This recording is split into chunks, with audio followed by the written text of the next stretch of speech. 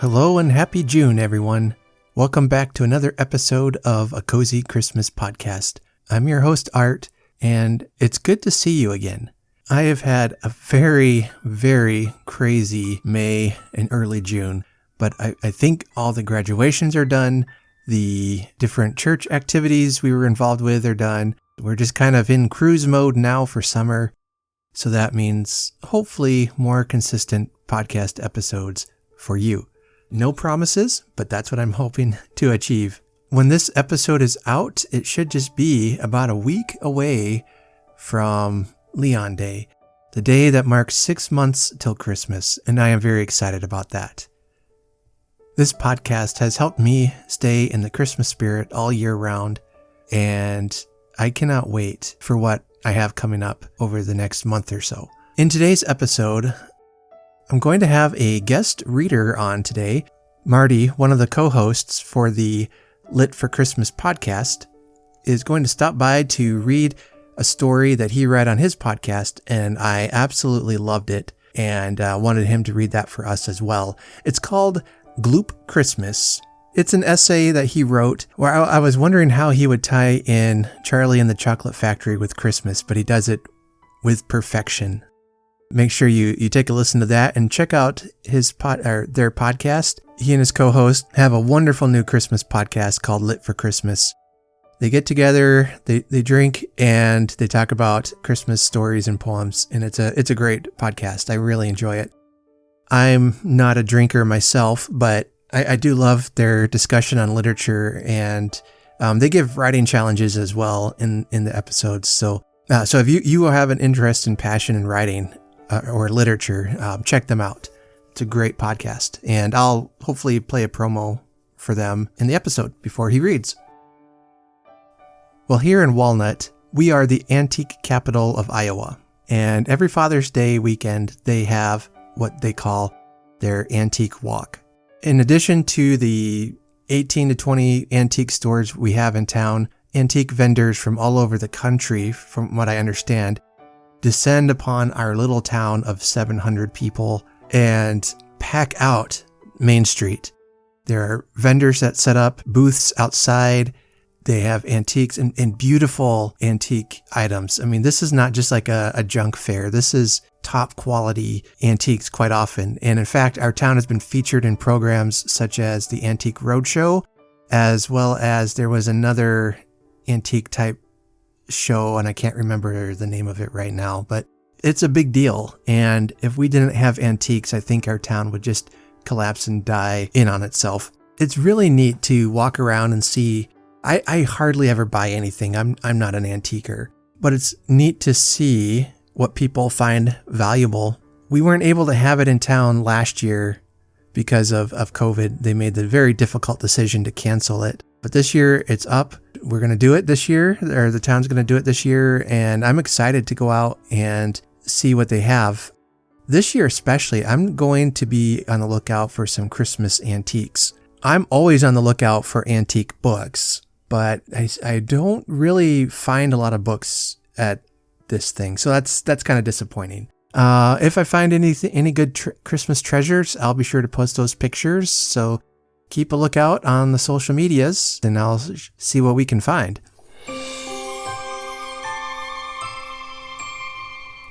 All right, well, I have some exciting news to announce.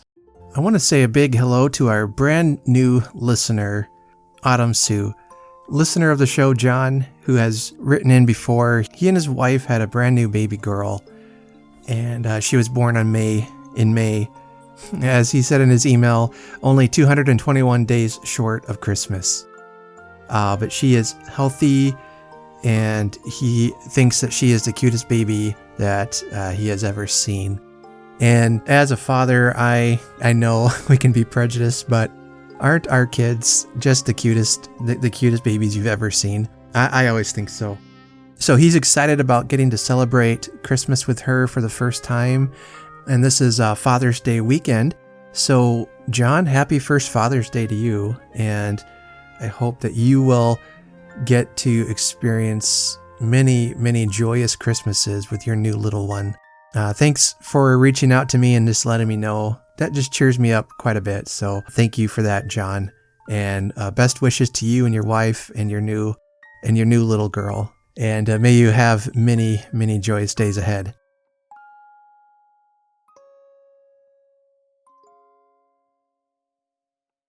Then I heard from another listener last month in Gilan, which is north of Iran, and I believe it's a province of Iran. He's a Muslim, but he as he said, he respects the Christian culture very much, and he loves Christmas. So I was really excited to hear from a listener in Iran, because I've often wondered, in different countries where maybe Christianity isn't the predominant religion, do they celebrate Christmas? And if so, what does that look like? I don't know about other cultures as well as I should. And so I really, really appreciate folks reaching out like Amir did and telling me about how he celebrates Christmas, even as a Muslim. I want to share just a little bit of what I've learned from him and from reading online about how they celebrate Christmas. It doesn't sound like it's as publicly widespread as it would be in here in America. But he says that according to his own personal traditions, he loves to watch the Polar Express on Christmas Day. And that's one of his favorite films, one of his favorite animated films. And he has hot chocolate and cookies as well. And that just sounds like a wonderful way to celebrate Christmas. I know not everyone likes the Polar Express and that the animation might look a little weird, especially the people, but I don't know. I think I have nostalgia on my side for that film because I watched it first as an adult, but my kids, I watched it with them for the first time with my kids. And, my sons especially, they loved trains. So here's a Christmas movie about a train, and it just really captured their attention. And that movie really deepened especially my oldest son, his certainty that Santa is real. And that movie really sold it for him. There's a lot of good memories around the Polar Express. So Amir, I also love that film. It's a great film. I try to watch it every year or so, every couple of years now as my kids are getting older. It's still a favorite of mine. He also decorates his house with Christmas decorations. And he has a small tree in his house, and he sent me some pictures of that. It's just a little small tree on a shelf, but it's really pretty. And he has some figurines around it. So that was really special for him to share that with me. He said that Muslims don't officially celebrate Christmas, but some people are interested in buying a Christmas tree and decorating. And then he sent me some links to read about just different news sites that talk about Christmas in Tehran and how they celebrate Christmas in Iran. He goes on to say that Christmas is not a religious holiday for Iranians, but he says, but we believe in Jesus and the Blessed Virgin Mary, and it's forbidden to insult or joke about them. Iran is officially a Muslim country, and most people practice Islam as their main religion. However, it is worth to note that Christmassy vibes are felt in Iran as well, not only thanks to the globalization, but also because of Christian people who live in this country, whose history goes back to the early years of the faith predating Islam. So more specifically, Christmas in Iran is celebrated by the Christian community, of course, but some of the other Iranian people do celebrate Christmas in their homes, especially the affluent. And then, of course, some stores offer good discounts for Christmas, and he sent me some video information on that. And then for some people, he said Christmas in Iran is combined with another celebration day called Shab-e-Yalda. And this refers to the first 40 days of winter that are often the coldest and toughest to bear, falling on December 20th this year. And due to the coincidence of Christmas in Yalda night, some Iranians bring a Christmas tree with its decorations into their homes. And all the families will gather together and they eat something called sabzi polo for dinner. And again, I'm sorry, I know I'm not pronouncing these right, and I'm trying here. Sabzi polo is an Iranian dish of rice and chopped herbs, usually served with fish. In Persian, sabzi refers to herbs or vegetables, and polo is pilaf, or a style of cooked rice. And that's according to Wikipedia. which goes on to say that the herbs used in sabzi polo vary, but typically include coriander, dill, chives, scallions, fenugreek, garlic, and parsley. It can be made from both fresh and dried herbs, and then they eat fish with it. That really sounds good. So if you're a cook, you might want to try that out and see how it tastes. They also buy pomegranates and watermelon that time of year, and they prepare special jellies and sweets. And so the color of Yalda night and Christmas night is similar because of pomegranates and watermelon. So that is why Yalda night decor is green and red. For his Christmas dinner, Amir, he says he watches, of course, the Polar Express and eats pizza, then has hot chocolate and cookies while watching the movie. And so then he sent some pictures of the Yalda celebrations and some of the treats they make. And it's watermelon themed. And I should just post some of these pictures for you so you can see them. But it looks almost summery to me, some of the treats. But it's interesting how they're able to take the red and green colors of Christmas and make it their own type of celebration. So that's really cool. And I'm so thankful, Amir, for taking time to answer my questions and reach out to me. And I'll try to post what I can in the show notes or on my Facebook page so you folks can see some of the treats that they enjoy at Christmas time in Iran. So I think it's neat. Christmas truly is a worldwide celebration, and there's something for everybody in it. Even whether you're a Christian or Muslim, I would love to hear more. Like if you're like Amir and you enjoy Christmas, even though your religious identity or your personal beliefs don't always match up with Christianity, I would love to hear how you celebrate, because I think Christmas can be for everyone and enjoyed by everyone. Let me know. Or if you just have interesting Christmas traditions, I really want to hear those. So go ahead and reach out to me at cozychristmaspodcast@gmail.com, and I will feature that on an upcoming episode.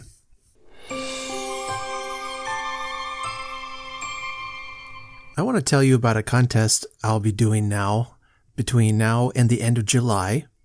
And I want to thank my sister for supplying the prize. Here's what it is. I think she got really bored during quarantine and started knitting sweaters for everything.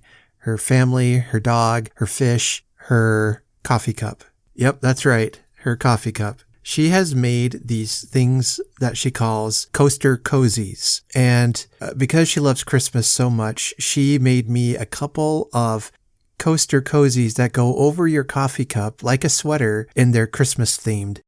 It's kind of a visual thing. I'll have to show you some pictures. So check out my social medias for the pictures, but they're pretty fun and kind of cute. Where I sit and do a lot of my reading, I have a coffee cup full of bookmarks. And so I put one of those on my coffee cup, and it's just kind of a neat decoration, and it's something that makes me smile. And so I guess what they function as is like a coaster, but it's like your coffee cup is wearing a cozy sweater. And when I saw them, I just knew that they were on brand with what I'm trying to do here on my podcast and celebrate the cozy side of Christmas.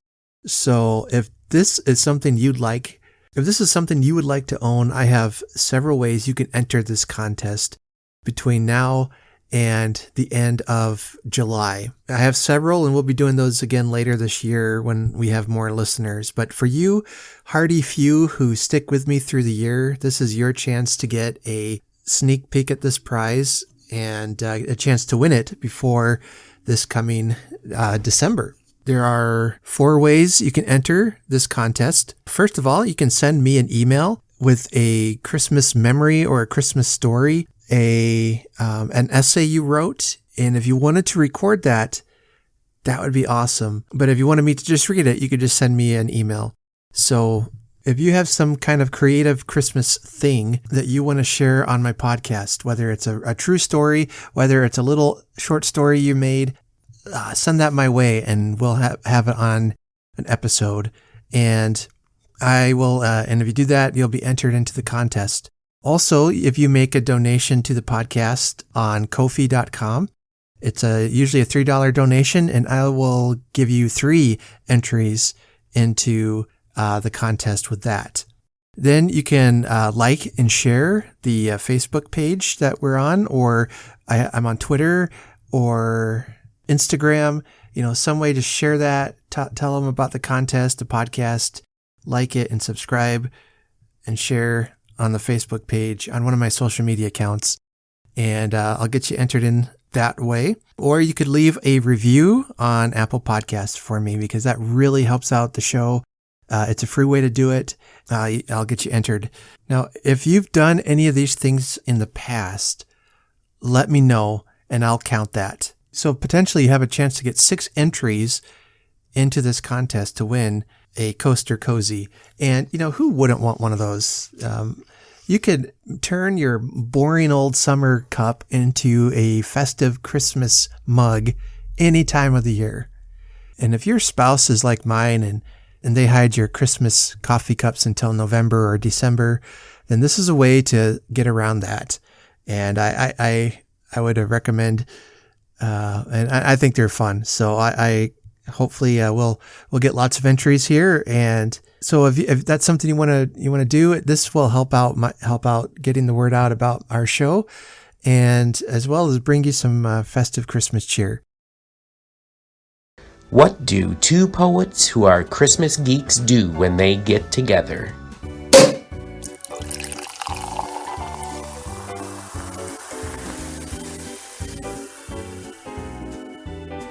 They get drunk and argue about Yuletide lit. It's time to get lit for Christmas. Join us as we open the liquor cabinet, grab a book off the shelf, and have a little boozy conversation about what warms our chestnuts and makes us holly and jolly. Find out the best screwdriver to Scrooge with. Get the recipe for Gift of the Magi mojitos. Enjoy a little peppermint patty Polar Express. Everyone's welcome at this party. It's time to do some Jingle Bell Jello shots and talk about the great, and maybe not so great, works of Christmas literature. Hurry up! The fireplace is roaring and Bing Crosby's crooning. We're 2 drinks in, and the spirits of Christmas past, present, and future are flowing. Grab a cup of cheer and find a place on the couch. It is time to get lit for Christmas.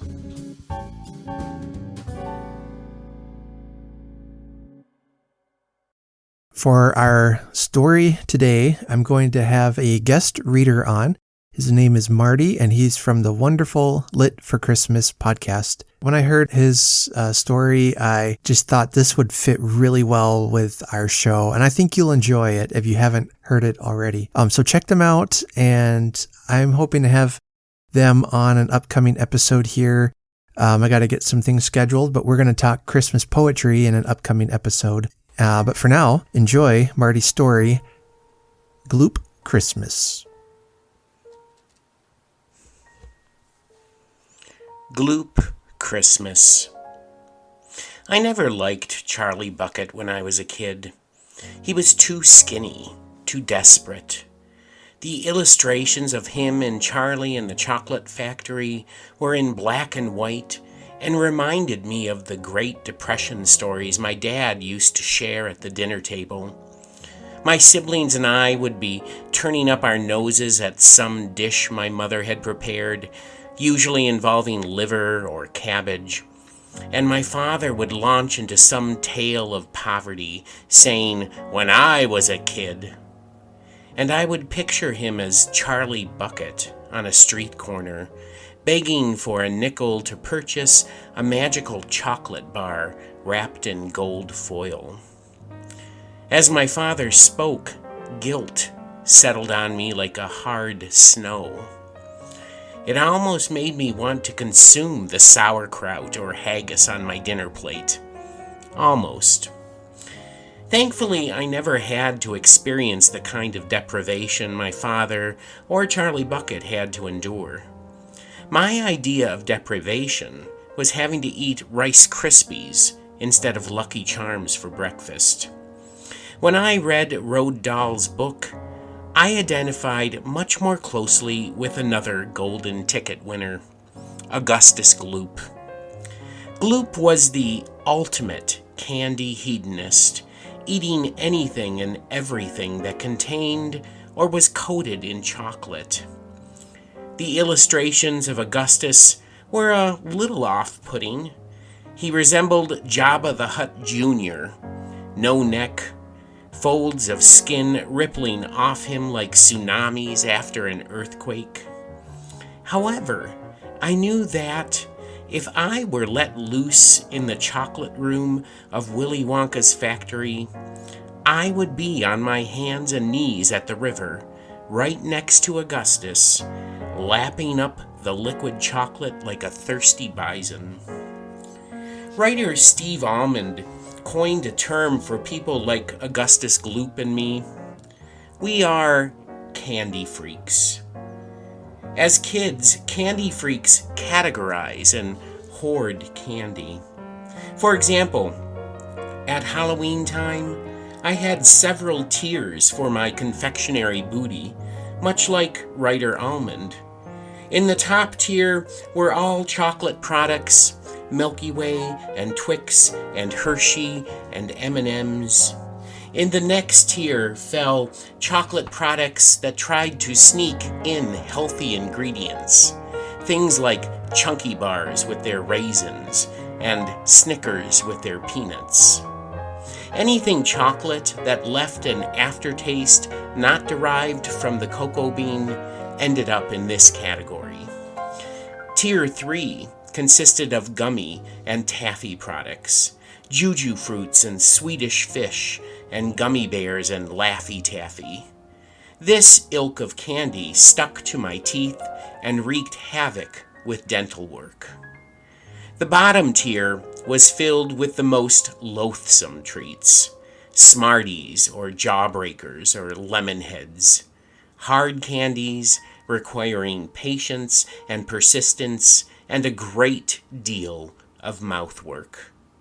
I have always been a chewer, not a sucker.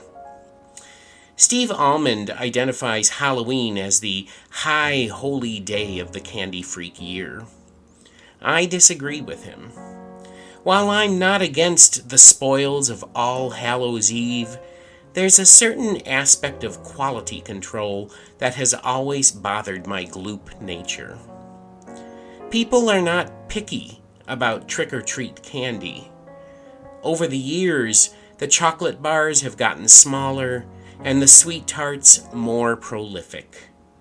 By the second week of November, Halloween candy stashes start emitting a sugary vapor that almost makes me want to throw out the remaining Tootsie Rolls and Jolly Ranchers. Almost. With all due respect to Mr. Almond, I would like to make a case for Christmas as the pinnacle of the candy freak Gloop holidays. While an argument could be made for Easter with its chocolate bunnies and Cadbury cream eggs, I can't go along with this line of thought for one simple reason. Peeps. Any holiday that has as its centerpiece a sugar-coated marshmallow that tastes like paint thinner should be automatically disqualified from consideration. Valentine's Day is ineligible because it is the equivalent of a middle school dance.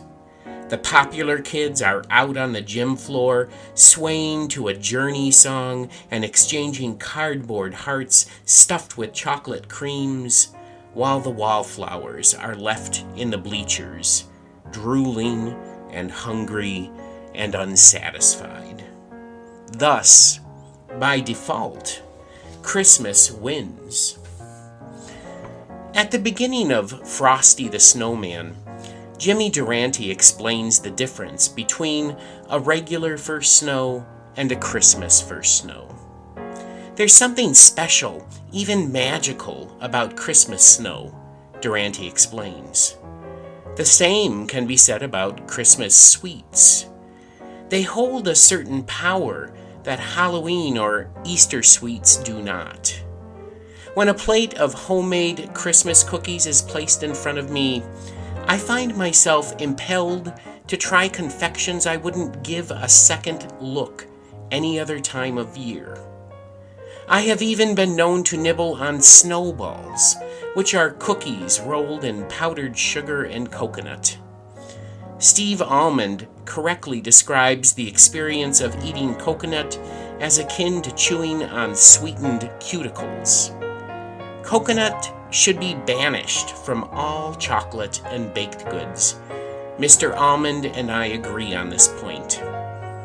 During the Yuletide season, however, even my aversion to this ingredient takes a holiday. Everything tastes good at Christmas. And everybody has a signature Christmas creation. My Grandma Hanley had a chocolate chip cookie recipe she took to her grave. My sister Sally makes pizzellis, an Italian waffle cookie that is so delicate and light I can eat 24 of them in one sitting and still have room for a ham sandwich and a mug of hot cocoa. One of the reasons I married my wife was her Christmas Buckeye. I'm not generally a huge fan of peanut butter, but my wife's Buckeyes are the Gloop equivalent of crystal meth. I have been known to sneak out of bed in the middle of the night to get my Buckeye fix. I even get a little panicky when my daughter puts a Buckeye with Santa's plate of cookies on Christmas Eve. I've lied to her, saying, "Santa has a severe nut allergy, sweetheart. We don't want the big guy going into anaphylactic shock in the middle of our living room." My specialty is Brickle.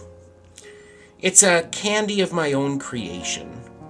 Part milk chocolate, almond bark, part Planters dry roasted peanuts, part Heath toffee, part crispy rice. It has been known to cause riots at family gatherings. I have been asked for my recipe on more than one occasion. However, the recipe seeker stares at me like I'm a member of the Manson family when I describe my brickle making process. The almond bark and paraffin should pour like brown silk, I say, and when you mix it with the other ingredients, it should sound like wet cement. I can't provide exact measurements. I work by instinct, the way Grandma Moses worked in oils or my best friend in college worked in marijuana. It's all about brush strokes or soil humidity. No one has been able to duplicate my brickle, despite my attempts to pass on my secrets to several apprentice Oompa Loompas. Of course, Gloop Christmas is not limited to homemade creations. There are several products that start appearing soon after Halloween that, for me, mark the official beginning of the holidays. Eggnog, thick and yellow and sweet. White fudge Oreos, which compete with my wife's Buckeyes for supremacy in my heart. And my latest discovery, extra creamy Hershey chocolate bells.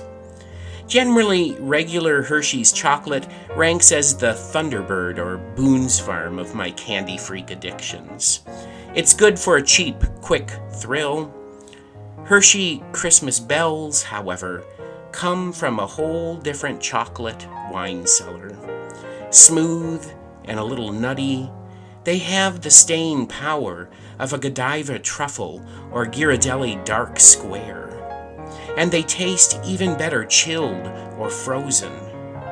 Put them on top of peanut butter blossoms, and I'd sneak away to a cheap motel with them for a weekend. There is one Christmas candy product that I have been dreaming about my entire adult life. At Easter time, the shelves at Walmart and Target are lined with hollow chocolate rabbits. From the cheap Palmer variety to the more upscale Russell Stover kind, these bunnies all provide a singular thrill. Whether I start with the ears or tail or feet, I know what will happen with my first bite. The chocolate lepus will crumble between my lips, and I will taste the air trapped inside. As a child, I always thought that air tasted like Lent, full of sin and guilt and the promise of redemption. The Christmas equivalent of this Easter staple would be a chocolate manger scene. It doesn't exist, although it seems like a no-brainer to me. Chocolate shepherds and sheep, cows and camels, angels and magi. I imagine picking up a chocolate donkey and biting into it, the air inside tasting of desert and rock and thirst. Or sinking my teeth into Joseph's head and finding fear and courage and strength. Or wrapping my lips around Mary's hands and feeling the chocolate give way to surrender and faith. And the golden ticket of Christmas, a chocolate baby Jesus, small and fragile. I would place that tiny manger on my tongue, letting it slowly melt, flooding my mouth with hope, expectation, joy, and love for a world without great depressions and hunger and want, an Augustus Gloop world, a world filled with Buckeyes and Hershey bells and Christmas brickle.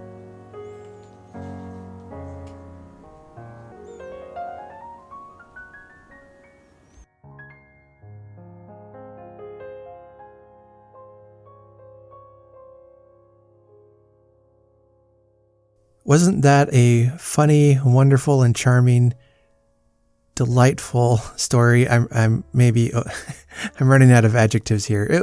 That was a great story. Thank you, Marty. That'll do it for today. So stay tuned. We've got a lot of fun coming up. Some great episodes coming for July.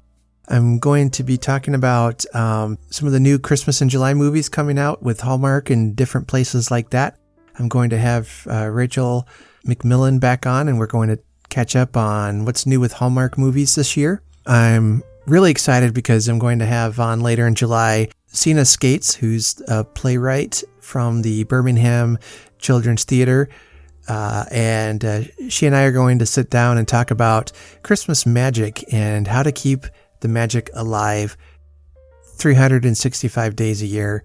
We're planning that episode right now. I'm going to have, of course, the usual cozy stories of Christmas, so you won't want to miss this. And I might have another surprise or two along the way, so stay tuned. Hey, if you want to follow a Christmas story throughout the year, Anthony Caruso, who's one of the hosts at Tis the Podcast, has written a Christmas novel, and he's been delivering it in installments, chapter by chapter, throughout the year. And so I'd say we're about a third, maybe actually close to halfway through now. It will lead up right until Christmas. And so he's gotten a lot of us Christmas podcasters together to read chapters from that story. And I'm really excited because I have a chapter coming up I think it's going to drop around September. So I'll make sure to talk more about that when that happens.